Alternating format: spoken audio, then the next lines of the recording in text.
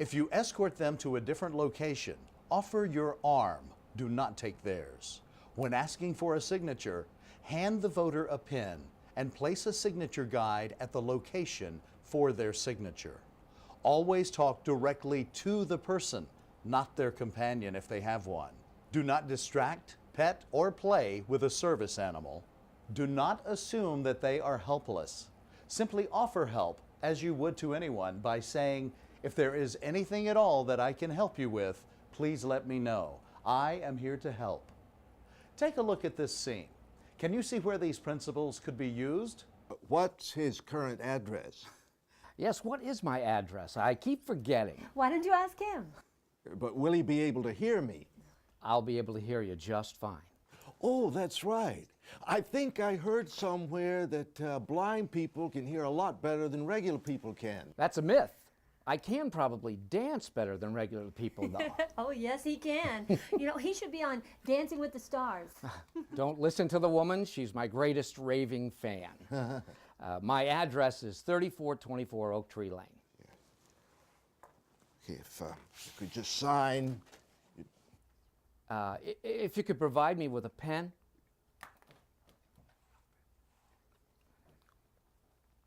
And a signature guide or a ruler would be just fine. Okay, does anybody have one of those thingies that you...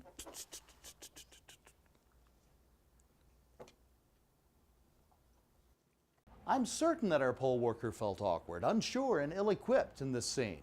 Without the necessary skills, anyone would. Well, let's give him those skills now and see what a difference they make. Thank you, Mr. Carson. My name is Brad. I'll be assisting you today. Could you please verify your current address?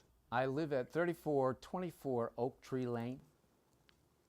Thank you. Now, if I can get your signature on the register, I'm putting it right here across the table in front of you, and I have a pen for you, and I'm going to place the signature guide just here on the line to help guide your signature. Oh, would you prefer to sit down when you sign? I have a chair close by. I'm fine, thank you, but thanks for asking. You're very welcome. Here you go. Thank you, Mr. Carson. Now, here is your voter pass and your ID. I'll take that. If there's anything else I can help you with, please let me know. If you'll take this to the inspector over there, he'll take you to a voting booth. There is an audio machine available if you prefer. I think we can get it from here, but thanks for your help. Carol? How much more comfortable and easy was that? Because Brad used the ARCS model. He caught some very important things. For instance, in case someone needed to sit down in order to sign the register, he had a chair close by for that purpose. He also had a signature guide available and ready. Additionally, he placed the pen securely and firmly in the voter's hand so that it was in the correct position for signing. He introduced himself to the voter. He did not assume that he was helpless. Rather, he simply said, "If there is anything else I can help you with, please let me know." He spoke to him as he would any other intelligent, competent adult, using respect and common sense.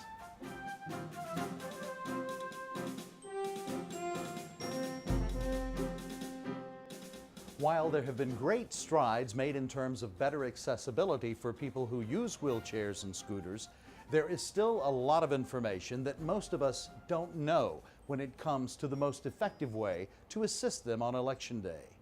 Let's now consider the ARCS principles as they relate to a person in a wheelchair. A person's wheelchair is a very vital part of their close personal space. Do not lean on it or push it without their permission. When given permission to push a wheelchair, start out slowly. When speaking to a person in a wheelchair or scooter, whenever possible, stay on eye level with them. Offer assistance by saying, "If you need help with anything, just let me know." Take a look at this scene and see if you can determine where our well-meaning deputy goes astray. Wade, hold on, I'm here to help. I can help you. No, I don't need it. I really don't. No, I Seriously, don't it's mind. okay. Really, it's my pleasure. I am so impressed you came out to vote today. I mean, it would have been so much easier if you had just stayed at home. You know, you're really wonderful. Did you come here all by yourself? Yes. I even brushed my own teeth this morning, too. Oh, really? I can take it from here. Okay. I know. That deputy had the absolute best of intentions. The problem was not his intentions. The problem was he wasn't using common sense. Common sense dictates this, that a person with a disability would want to be treated like a regular, normal person. He does not want to be treated like an invalid. He does not want to be treated as a child, and he certainly doesn't want to be treated as a problem. I know they're well-meaning, but what, do I look helpless? That's what I want to ask them. It happened to me the other day, and I almost said it to this man. Do I look helpless to you? And I don't mean to be disrespectful, but that's what I always want to ask. Do I look like, I mean, it's a stereotype, and people have bought into this stereotype. I understand the mentality, but it's very frustrating. And so I prefer that people ask me if I require assistance. Now, here's a great question to ask yourself in a situation like this in order to determine an appropriate course of action. Before you act, ask yourself this: is what I'm about to do or say, or the manner in which I'm about to do it or say it, the same as what I would do or say to someone who does not have a disability? Clearly, our deputy did not ask that question. Take a look at how this scene would have played out if he took those same well-intentioned actions with a person who was not in a wheelchair. No, wait. Listen to me. Wait, hold on. I'm here to help. Let me help you out here. I think it is so wonderful for you to come out to vote. It would be so much easier for you to stay at home. You're so wonderful. Did you come here all by yourself? Come on, let me help. I can take it from here. I was just trying to help. Thank you. I know, it seems ludicrous, but here's the bottom line. If you wouldn't do it with a person who doesn't have a disability, don't assume you should do it with one who does. And how do you know? You ask. And by the way, if the person declines your offer of help, if they say they don't need any help, take them at their word. Simply respond with, okay, well, if there is anything you need help with, just let me know. You have to ask and respect the response that you're given. You know, some people don't want help. Whether or not they need it isn't even the issue. If there's anything we can do, let us know. Hello? If there's anything we can do to assist you, please let us know. We're here to help. Thanks so much. You're welcome. Good afternoon. Good afternoon. Anything we can do to help you, let us know. Thank you very much. You're welcome. Thank you for voting. Wasn't that more effective? He's welcoming everyone. He's offering assistance to everyone. He's making no assumptions about who needs what. And of course, he's using that powerful phrase, if there's anything you need help with, just ask.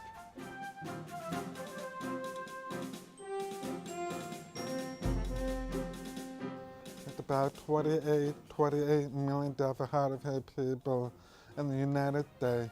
Research has already showed that by the year 2030, we will expect 78 million deaf and hard of hearing people in the United States. Those are staggering numbers, and it goes without saying that you will encounter this situation during the course of your work. The good news is that there are some very specific things you can do to ease the process for everyone. Let's take a look at the ARC's principles that will help you best serve a voter who is hard of hearing or deaf. Speak directly to the person so they can see your lips. Good eye contact is vital. Speak clearly and evenly. Do not over-enunciate or exaggerate your speech. Do not yell. If you are asked to repeat yourself several times, try rephrasing your statement. If you're having difficulty understanding or being understood, write your question or response on a piece of paper and allow them to write down theirs. And of course, remember, if there is anything I can assist you with, please don't hesitate to ask. You can see exactly what we're talking about in this next scene. Hello. Hello. May I have an ID, please? Excuse me? An ID, please? Okay. Okay. Please verify your current address. I'm sorry? Your address. What is your current address? Pardon me, I can't hear you. Oh, I'm so sorry. Oh, I'm sorry. I didn't realize I'm really sorry. What is your current address, honey? Your current address. What is your current address, sweetie? 6255 Pelican Lane. And it's okay, you don't have to yell. Oh, there you go. That's right. All righty. Please sign here.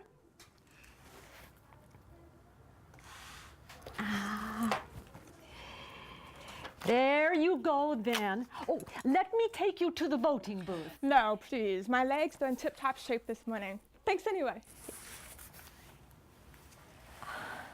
I thought I recognized her. That's my daughter's teacher.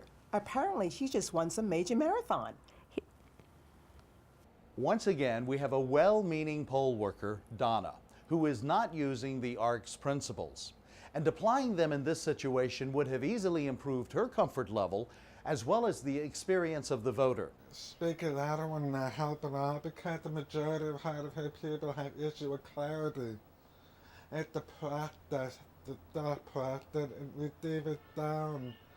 And it's not clear to them. I think most important makes that they could do have an eye contact and makes that they understand it clearly when you talk normal talk, but don't exaggerate, don't shout, or don't whisper. To talk normal, make sure you have eye contact. Sometimes poll worker will write down, they'll look down at the paper, they'll write down the talk at the same time. But we encourage them to get them eye contact. Because you are aware and paying attention, you will make certain you give everyone good eye contact. You will demonstrate the utmost respect by treating everyone as an intelligent adult. And of course, you wouldn't address someone with words like honey or sweetie.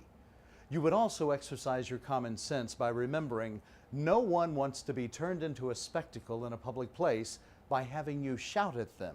So respect and have eye contact to try to communicate the best you can in simple terms. Keep the conversation simple as possible. If it doesn't work, then use the paper pen to write back and forth.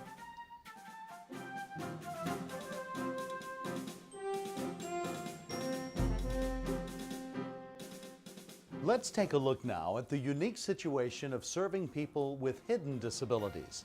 This could be someone who, at first glance, appears to be as functioning and capable as you or I. But if you look a little deeper, you discover they have conditions that could negatively impact their ability to withstand the rigors of the voting process. And this could be a range of situations. Perhaps a person is in severe pain and can't stand in line for any period of time. Someone might have extreme sensitivities to environmental chemicals.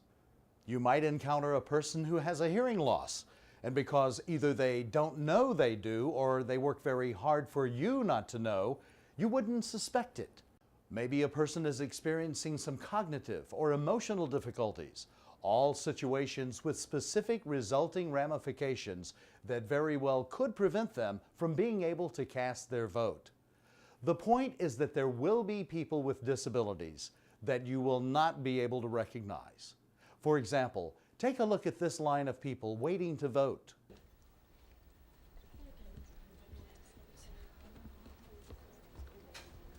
One of these people needs help. Do you know which one? What's important to remember is that some people with disabilities will not step out of that line and ask for your help. So if they don't tell you and you can't see it, how are you supposed to help them? By the way, if anyone needs help with anything, please let me know. I'm right here. Actually, yes, ma'am. Can I have a chair, please? I've had back surgery. No problem. There's one right over here. Thank you, ma'am. That's exactly right. Just ask. There is a tendency in all of us to make assumptions about others based on a few observations of their behaviors. And the person next to me said, "You don't have to be rude." Well, I wasn't being rude. I just didn't hear them. And that's what I told him. I said, I'm not being rude. Regardless of whether their disability is visible or hidden, we would be well advised to make no assumptions about what a person can or cannot do, to resist making judgments about how someone should or should not behave, and to suspend our preconceived ideas about what is normal and what is abnormal. I am certain that all of us, at one time or another, have behaved in a way that other people would label strange. Let me help you out here. Ugh. There is one other important application of the ARCS model. When you first arrive at the polling place early in the morning, turn up the volume on your awareness by looking around. Check to see, does the sign-in table have plenty of knee clearance for wheelchair users? Are the aisles clear of any obstacles that could block the passage of someone in a wheelchair or a scooter? Obstacles such as chairs, tables, or plants. Are there chairs available and close by in case someone who is waiting in line needs to sit down, or someone needs to sit in order to sign the register? Is there a sign posted at the entry and other conspicuous places reminding people that if they need any help with anything, to simply ask for assistance? Do you have buttons or name tags offering assistance to anyone who needs it? This day can be a tremendous success for you and for everyone who comes in to vote. Simply remember the premise that each and every person who walks through the doors of your polling place is a very special guest, and treat them as such. Consciously apply the principles of the ARCS model to every encounter that you have, using awareness, respect, and common sense. And continually remind everyone throughout the day that if there's anything you need, anything at all, please let me know. I'm here to help. One final thought. Every time you don your poll worker hat, you assume an extremely important role. You become the vital link between the voter and the casting of his or her vote, the facilitator of the entire electoral process, and most certainly, one of our gatekeepers of democracy. As such, you have the opportunity to make a tremendous difference in the lives of everyone in your community, your state, and indeed your country. And very, very specifically, in the lives of the almost 50 million people in our country who have disabilities. 50 million highly valued and important members of our society who want nothing more than to enjoy the same rights and responsibilities that we all do. You can make that happen. You can make certain that every single person who is qualified to vote can make their voices heard. You can help America vote.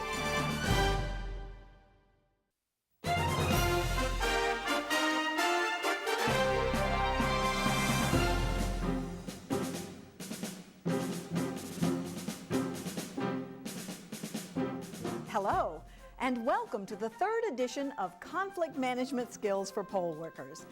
My name is Linda Larson, and today we're going to investigate ways that you, as a professional poll worker, can effectively handle problematic situations as they may arise in the polling place.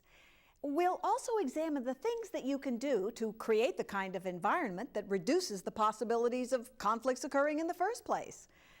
Like all professionals, it behooves you to continually upgrade your skills in order to improve the quality of your service, both technically and interpersonally. I applaud you for your willingness to examine ways to communicate more effectively and expertly handle problems as they arise during the course of your work. We believe that you really are the gatekeepers of democracy. If someone is going to make their wishes known and their voices heard by way of their vote, then they must come through you. You can assist in making their experience comfortable, effortless, and enjoyable, even when there's a conflict.